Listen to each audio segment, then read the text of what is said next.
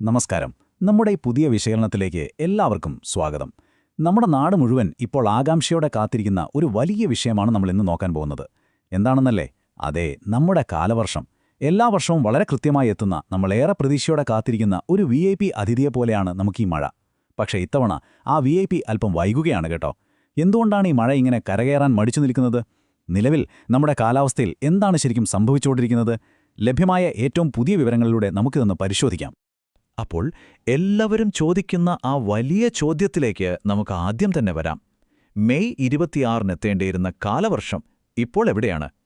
കാലാവസ്ഥാ വകുപ്പിന്റെ മുൻകൂട്ടിയുള്ള പ്രവചനപ്രകാരം കഴിഞ്ഞ ചൊവ്വാഴ്ച, അതായത് മെയ് 26-ന് കാലവർഷം കേരളത്തിലെത്തേണ്ടതായിരുന്നു. പക്ഷേ യാഥാർത്ഥ്യം മറ്റൊന്നാണ്. നമ്മൾ പ്രതീക്ഷിച്ചതുപോലെ മഴ എത്തിയിട്ടില്ല. നമ്മുടെ കണക്കുകൂട്ടലുകൾക്ക് എവിടെയാണ് പിഴച്ചത്? ഈ ചോദ്യത്തിനുള്ള ഉത്തരം കണ്ടെത്താൻ ഈ മഴ മേഘങ്ങളിപ്പോൾ എവിടെയാണെന്ന് നമ്മൾ കൃത്യമായി ട്രാക്ക് ചെയ്യേണ്ടതുണ്ട്. ഒന്നാം ഭാഗം, കാലവർഷം ഇപ്പോൾ എവിടെയാണ്? ഈ യാത്രയുടെ നാൾവഴി നമുക്കൊന്ന് നോക്കാം. ഇതിൽ വളരെ രസകരമായൊരു കാര്യം എന്താണെന്ന് വെച്ചാൽ, മഴമേഘങ്ങളുടെ സഞ്ചാരപാതയിലുണ്ടായ ഈ വലിയൊരു കാലതാമസമാണ്. മെയ് 18-ന് ശേഷം എന്തോ സംഭവിച്ചു. കാലവർഷത്തിന്റെ വടക്കോട്ടുള്ള യാത്ര വളരെ മന്ദഗതിയിലായി, പെട്ടെന്ന് ബ്രേക്ക് ഇട്ടതുപോലെ. സാധാരണഗതിയിൽ മെയ് 26 ആകുമ്പോഴേക്കും ശ്രീലങ്കയുടെ വടക്കൻ മേഖല വരെയെങ്കിലും കാലവർഷം എത്തേണ്ടതാണ്. എന്നാൽ ഇപ്പോഴത്തെ അവസ്ഥ എന്താണെന്നോ? അത് ശ്രീലങ്കയുടെ മധ്യഭാഗത്ത് കുടുങ്ങിക്കിടക്കുകയാണ്. അതായത് കേരളത്തിലേക്കും വടക്കൻ ശ്രീലങ്കയിലേക്കും എത്തേണ്ട സമയം കഴിഞ്ഞിട്ടും അതവിടെ തന്നെ നിൽക്കുകയാണ്. ഇനിയിപ്പോൾ എന്ത് സംഭവിക്കും? ഒരുപക്ഷെ 30-ാം തീയതി വരെ ഇതിൽ മാറ്റങ്ങൾ വന്നേക്കാം. അതിനെക്കുറിച്ച് നമുക്ക് വഴിയെ സംസാരിക്കാം. രണ്ടാം ഭാഗം, കേരളത്തിലെ ഇപ്പോഴത്തെ അവസ്ഥ.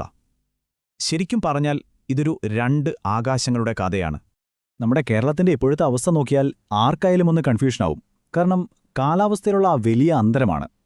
തെക്കൻ കേരളത്തിലേക്കും മധ്യ കേരളത്തിലേക്കും ഒന്ന് നോക്കൂ. രാവിലെ മുതൽ തന്നെ നല്ല കിടിലൻ മഴ ലഭിക്കുന്നുണ്ട്, ഒപ്പം ഇടിമിന്നലും. സത്യം പറഞ്ഞാൽ ഒരു പക്ക കാലവർഷത്തിന്റെ ഫീൽ അവിടെയുണ്ട്.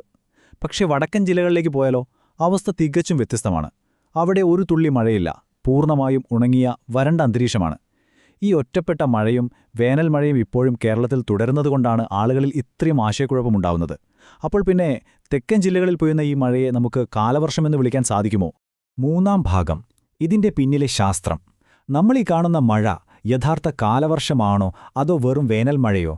ശാസ്ത്രീയമായി തന്നെ നമുക്കിത് കണ്ടെത്താം. അപ്പോൾ ഏറ്റവും പ്രധാനപ്പെട്ട കാര്യം ഇതാണ്. എന്താണ് കാലവർഷം എന്നു പ്രഖ്യാപിക്കാനുള്ള മാനദണ്ഡം? ഒരൊറ്റ ദിവസം വലിയ മഴ പെയ്തതുകൊണ്ട് മാത്രം നമുക്കതിനെ കാലവർഷം എന്ന് വിളിക്കാൻ കഴിയില്ലല്ലോ. ഔദ്യോഗികമായി കാലവർഷം പ്രഖ്യാപിക്കണമെങ്കിൽ മഴയുടെ തുടർച്ച അത്യന്താപേക്ഷിതമാണ്.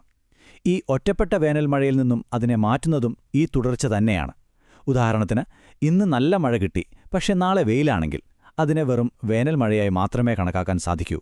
മഴ കൃത്യമായി ദിവസങ്ങളോളം തുടർന്നാൽ മാത്രമേ കാലവർഷം തുടങ്ങി എന്ന് നമുക്ക് ശാസ്ത്രീയമായി ഉറപ്പിക്കാൻ കഴിയൂ. നാലാം ഭാഗം, നമ്മുടെ പ്രതീക്ഷകൾ. എങ്കിൽ എപ്പോഴായിരിക്കും ആ യഥാർത്ഥ കാലവർഷം കേരളത്തിലെത്തുക? എല്ലാവരും ഉറ്റുനോക്കുന്ന ആ വലിയ ചോദ്യത്തിനുള്ള ഉത്തരം നമുക്ക് നോക്കാം. ഈ 4 എന്ന നമ്പർ ഇവിടെ വളരെ പ്രധാനപ്പെട്ടതാണ്. കാലാവസ്ഥാ നിരീക്ഷകർ എപ്പോഴും പ്രവചനങ്ങളിൽ ഒരു സേഫ്റ്റി മാർജിൻ വെക്കും. അതാണ് ഈ 4 ദിവസത്തെ മോഡൽ വ്യതിയാനം. അതായത് പ്രവചിക്കപ്പെട്ട തീയതിയായ മെയ് 26-ൽ നിന്നും ഒരു 4 ദിവസം കൂടി മുന്നോട്ടു പോകാനുള്ള സാധ്യതയുണ്ട്. അങ്ങനെ കൂട്ടി നോക്കുമ്പോൾ മെയ് 30 വരെ കാലവർഷം എത്താനുള്ള സമയം നീളാം. അപ്പോൾ ഈ വരുന്ന ദിവസങ്ങളിൽ കാലവർഷം അതിന്റെ മാനദണ്ഡങ്ങളൊക്കെ പാലിച്ചുകൊണ്ട് കൃത്യമായി എത്തുമോ എന്നാണ് നമ്മളെല്ലാവരും ഇപ്പോൾ കാത്തിരിക്കുന്നത്. പക്ഷേ ഇവിടെയാണ് ഒരു ട്വിസ്റ്റ്. വിദഗ്ധരുടെ വളരെ നിർണായകമായ ഒരു നിരീക്ഷണം കൂടിയുണ്ട്. കഴിഞ്ഞ കുറച്ച് നാളുകളിലെ വിവരങ്ങൾ വെച്ച് നോക്കുമ്പോൾ ജൂൺ ആദ്യവാരത്തോടെ കാലവർഷത്തിന്റെ യഥാർത്ഥ സ്വഭാവത്തോടെയുള്ള മഴ പ്രതീക്ഷിക്കുന്നുള്ളൂ എന്നാണ് അവർ പറയുന്നത്. അതായത് അങ്ങനെയങ്ങ് ദിവസങ്ങളോളം നീണ്ടുനിൽക്കുന്ന ശക്തിയായ ആ ഒരു പഴയകാല മഴയുണ്ടല്ലോ, അതതിൻ്റെ പൂർണ്ണ രൂപത്തിൽ കേരളത്തിൽ അനുഭവപ്പെടാൻ നമ്മൾ ജൂൺ ആദ്യവാരം വരെ കാത്തിരിക്കേണ്ടി വന്നേക്കാമെന്നാണ് ഇതിൽ നിന്നും മനസ്സിലാക്കേണ്ടത്. അങ്ങനെ നമ്മൾ ഈ വിശകലനത്തിന്റെ അവസാന ഭാഗത്തേക്ക് എത്തിയിരിക്കുകയാണ്. അപ്പോൾ വെയിലോ അതോ മഴയോ? സത്യം പറഞ്ഞാൽ നമ്മുടെ അന്തരീക്ഷം ഏതു നിമിഷവും മലക്കം മറിയാം. ഇപ്പോൾ കനത്ത വെയിലാണെങ്കിൽ പെട്ടെന്ന് തന്നെ ആകാശം മൂടിക്കെട്ടിയേക്കാം. പ്രവചനാതീതമായ ഈ കാലാവസ്ഥാ മാറ്റങ്ങൾ ശരിക്കും നമ്മളെ അത്ഭുതപ്പെടുത്തുകയാണ്. പഴയ കണക്കുകൂട്ടലുകൾക്കൊന്നും ഇനി ഈ കാലാവസ്ഥയെ പ്രവചിക്കാൻ കഴിഞ്ഞില്ലെങ്കിലോ? ആകാശം ഇനിയും മാറാം. ആ പുതിയ മാറ്റങ്ങൾക്കായി നമുക്ക് കാത്തിരിക്കാം. കൂടുതൽ അറിവുകളുമായി മറ്റൊരു വിശകലനത്തിൽ നമുക്ക് വീണ്ടും കാണാം.